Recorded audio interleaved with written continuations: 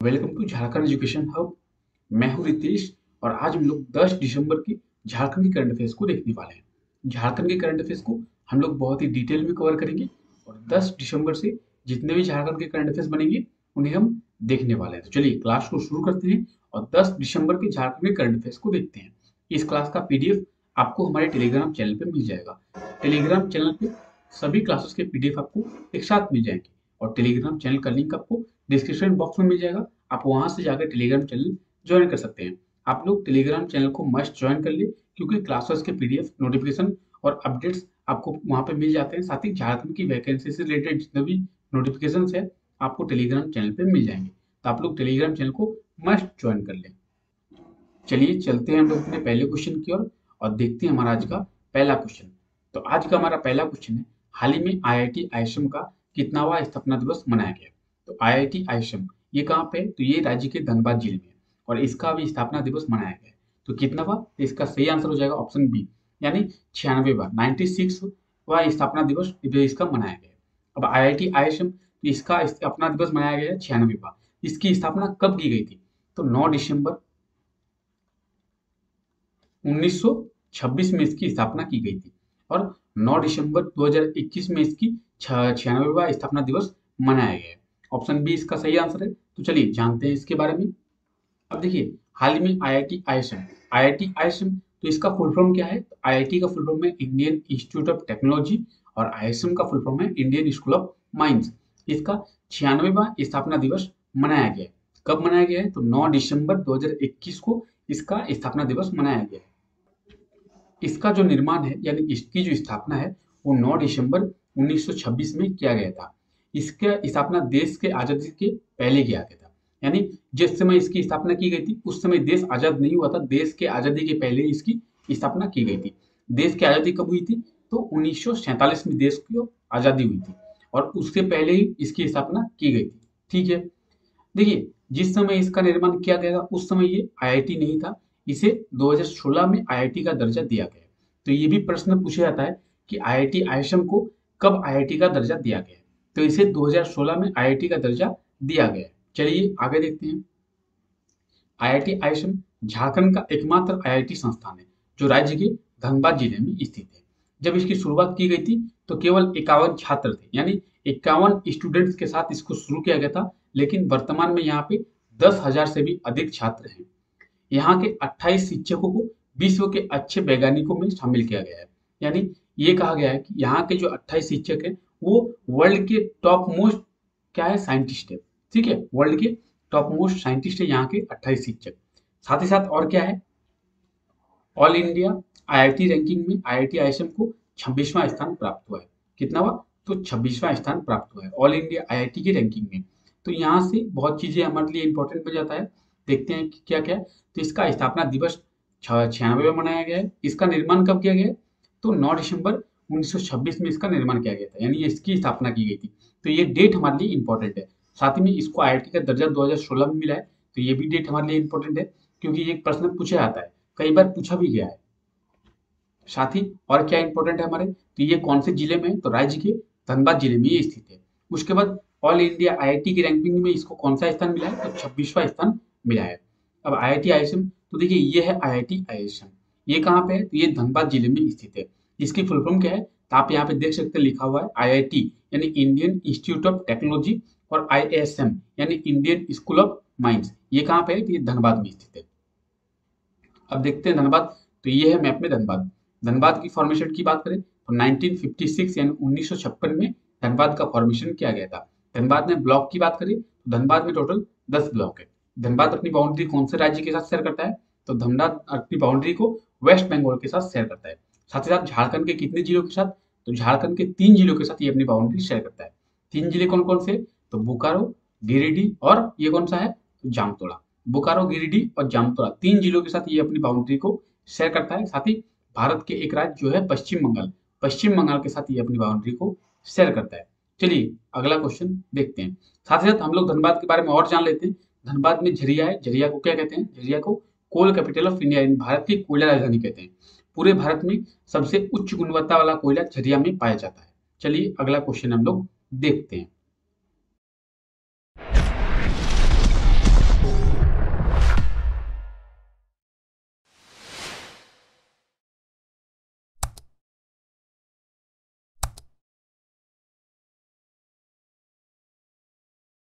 हमारा अगला क्वेश्चन है, हाल ही में सिरिल कच्छप का कितनावा शहादत दिवस मनाया गया?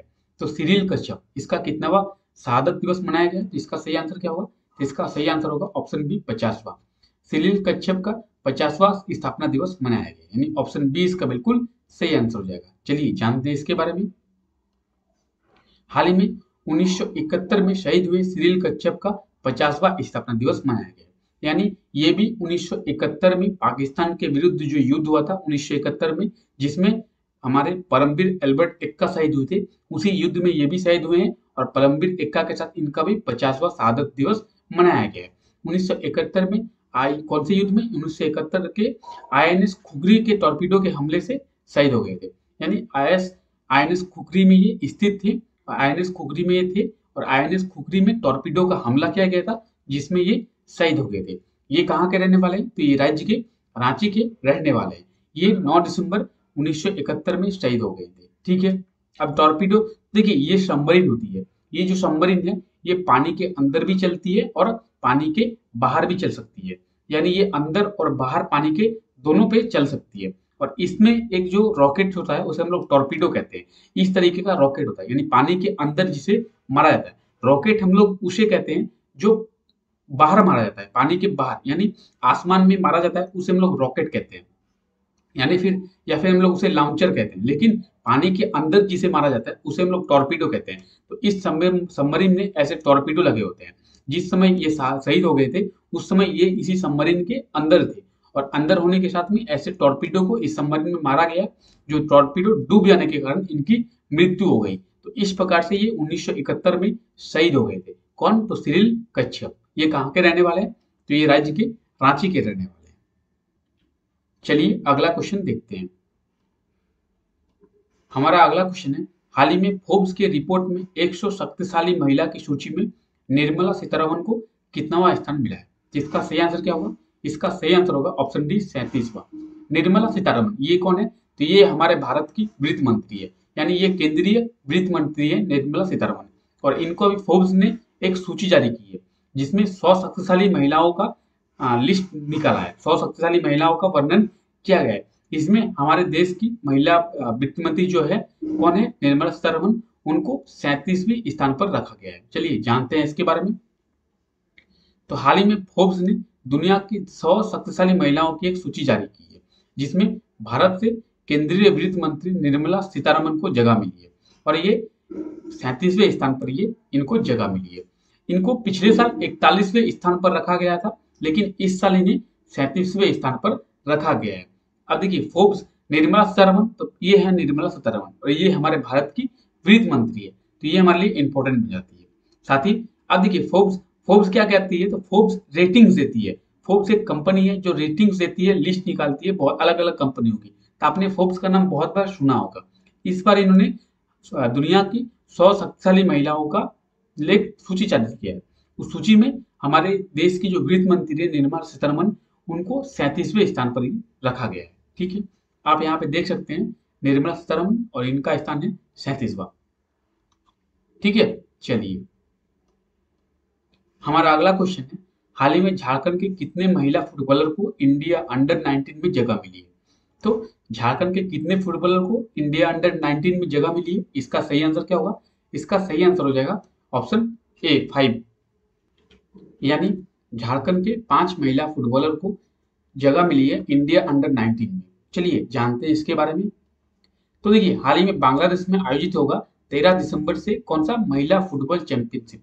इसके लिए महिला इंडियन फुटबॉल टीम में झारखंड की 5 महिलाओं का चयन किया गया है। तो 5 महिलाओं को जगह मिली है, झारखंड की 5 महिलाओं को भारतीय फुटबॉल टीम यानी इंडियन फुटबॉल टीम जिसे हम लोग कहते हैं, उसमें झारखंड की 5 महिलाओं को जगह मिल गई है।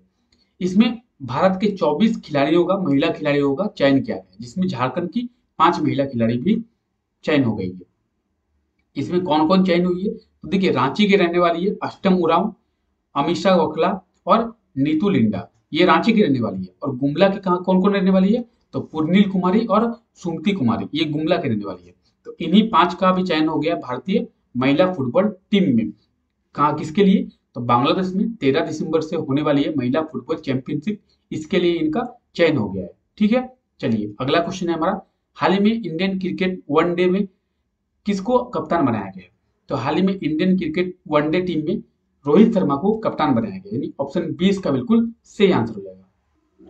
यानी वनडे क्रिकेट की बात करें, वनडे क्रिकेट हम लोग किसे कहते हैं? जो 50-50 ओवर का होता है, यानी 50-50 ओवर का जो क्रिकेट होता है उसे हम लोग वनडे कहते हैं। और 20-20 का जो ओवर का खेला होता है हम लोग T20 कहते हैं। ठीक है, तो इसी वनडे क्रिकेट टीम का कप्तान रोहित शर्मा को बनाया गया है।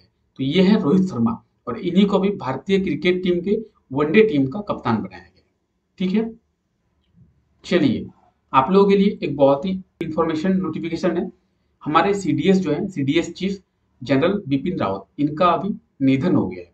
इनका प्लेन क्रैश हो गया है तमिलनाडु में, और प्लेन क्रैश होने के कारण इनका अभी निधन हो गया है। मैंने टेलीग्राम पे आप लोगों को अपडेट कर दिया था। तो आप लोग करंट अफेयर जब देख रहे हैं तो आप लोगों को ये पता होना चाहिए, ये हमारे पहले सीडीएस चीफ हैं जिनका अभी प्लेन क्रैश होने के कारण निधन हो गया है। इस प्लेन में ये सवार थे। ये जो प्लेन था ये कौन सा था? MI-17 वर्जन 5, यानी MI-17V5 का ये हेलीकॉप्टर था, और इनमें ये सवार थे। इनमें सवार होने के कारण, धुंध के कारण, मौसम खराब होने के कारण इनका जो प्लेन है वो पेड़ से टकराया, और पेड़ से टकराने के कारण इनकी जो प्लेन है, सॉरी, इनकी जो हेलीकॉप्टर है वो क्रैश हो गई, जिनमें इनकी मृत्यु हो गई। साथ ही साथ और क्या हुआ है, तो भारत के 11 सैनिक भी शहीद हो गए हैं, और ये भी शहीद हो गए हैं, और इनकी जो पत्नी है वो भी शहीद हो गए हैं, यानी निधन हो गया है। इनका भी निधन हो गया है और इनकी पत्नी का भी निधन हो गया है। ये भारत के पहले सीडीएस चीफ थे, तो इनको आप लोग याद रखें, इनका अभी निधन हो गया है। अब देखिए, ये है वो हेलीकॉप्टर MI-17 वर्जन 5। ये VVIP हेलीकॉप्टर है, बहुत ही अच्छा हेलीकॉप्टर है। रशियन मेड हेलीकॉप्टर है ये, यानी रूस ने इसका मैन्युफैक्चर किया था, रूस में इसे बनाया गया था।